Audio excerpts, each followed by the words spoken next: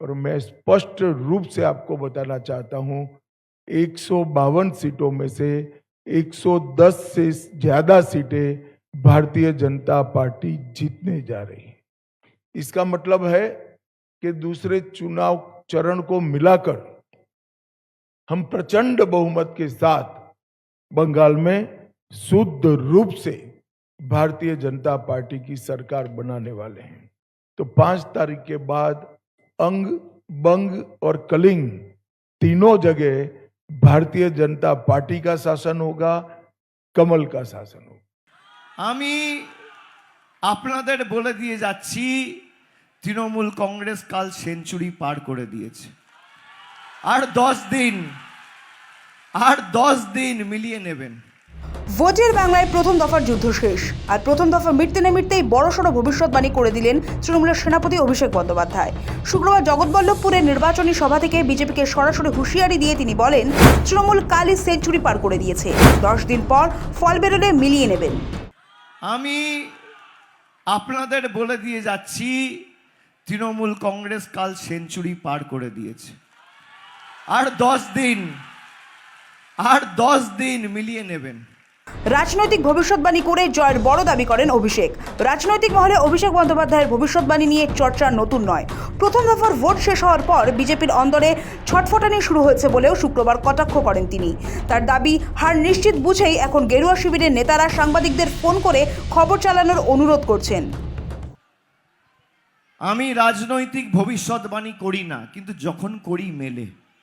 আপনারা দেখেছেন 21-এও মিলেছে, 24-এও মিলেছে, 26-এও মিলবে। আমি আপনাদের বলে দিয়ে যাচ্ছি তৃণমূল কংগ্রেস কাল সেঞ্চুরি পার করে দিয়েছে। আর 10 দিন মিলিয়ে নেবেন।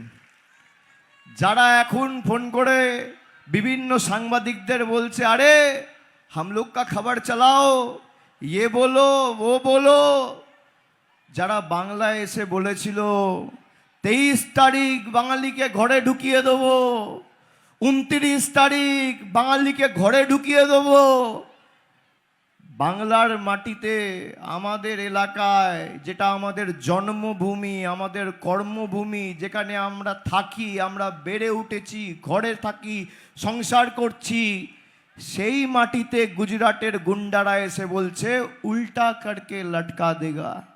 এমনকি অমিত শাহকে পাল্টা তোপ দেখেছেন তিনি। বৃহস্পতিবারই কেন্দ্রীয় স্বরাষ্ট্রমন্ত্রী অমিত শাহ দাবি করেছিলেন, প্রথম দফার 152টি আসনের মধ্যে বিজেপি 110টির বেশি আসন পাবে।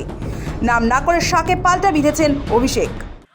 আমি আপনাদের বলে দিয়ে যাচ্ছি তৃণমূল কংগ্রেস কাল সেঞ্চুরি পার করে দিয়েছে। আর 10 দিন মিলিয়ে নেবেন। গরম বাড়ছে জল খান, বিতর্ক প্রসঙ্গেও মুখ খোলেন অভিষেক। কিছুদিন আগেই প্রচারের ময়দানে অমিত শাহকে বিধে অভিষেক বলেছিলেন, গরম বাড়ছে বেশি করে জল খান। সেই মন্তব্যকে হাতিয়ার করে অমিত শাহ দাবি করেছিলেন তাকে অপমান করা হয়েছে। শুক্রবার জগৎবল্লভপুর থেকে অভিষেক বলেন, তিনি শুধু বলেছিলেন গরম বাড়ছে জল খান, আর অমিত শাহ বলছেন তাতে নাকি ওকে অপমান করা হয়েছে। আসলে ভয় পেয়েছে বিজেপি। আমি খালি স্বরাষ্ট্রমন্ত্রীকে বলেছিলাম গরম বেশি পড়ছে, মাথা ঠান্ডা রাখুন, জল বেশি করে খান। আর আপনার যদি সৎ সাহস থাকে 4 তারিখ বাংলায় থাকবেন, বেলা 12টার পর দেখা হবে। তিনি আজকে সাংবাদিক বৈঠক করে বলেছেন অভিষেক ব্যানার্জি আমাকে গালাগালি দিয়েছে। আমার মুখ থেকে কোনোদিন একটা বাজে শব্দ গত 15 বছরে কেউ শুনেছে? আমি জল খেতে বলেছি, মাথা ঠান্ডা রাখতে বলেছি। যদিও অভিষেকই নন, অমিত শাহর এই ভবিষ্যৎবাণী নিয়ে মুখ খুলেছেন খোদ তৃণমূল সুপ্রিমো মমতা বন্দ্যোপাধ্যায়ও। হাওড়া নির্বাচনী জনসভা থেকে পাল্টা তোপ দেখেছেন অমিত শাহকে। बेंगल नहीं जल रहा है, आप जल रहा है। और 4 तारीख में रिजल्ट निकालेगा तो देखेंगे জ্বলবেন আর লুচির মতো ফুলবেন। আমাদের যা মাইনাস জায়গাগুলো ছিল কালকে আমরা এগিয়ে গেছি, বিজেপি অনেক সিটে হারবে।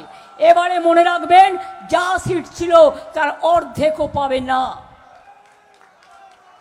সেই জন্য বাংলা কামড়ে আজকে অমিত বাবুকে মিটিং করতে হয়েছে প্রশাসনকে নিয়ে।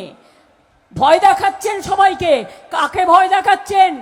4 তারিখের পরে এত গর্জন বাংলায় এসে করছেন, যেন মনে হচ্ছে সব সিটে আপনি জিতে গেছেন।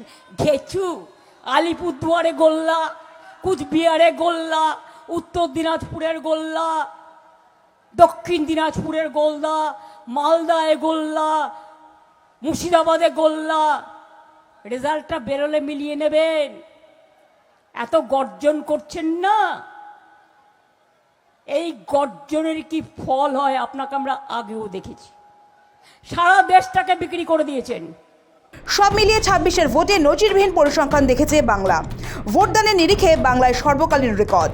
প্রথম দফায় ভোট পড়ল 92%-এর বেশি, আর সেই অঙ্ককে সামনে রেখে শাসক তৃণমূল এবং বিরোধী বিজেপি দুই দলই নিজেদের রাজনৈতিক ভাষ্য তৈরিতে ব্যস্ত। তবে শেষ হাসি কে হাসে, সেই উত্তর মিলবে আগামী 4 মে। সৌভিক সান্যাল ও অর্পণ সিংহের রিপোর্ট, সময় কলকাতা।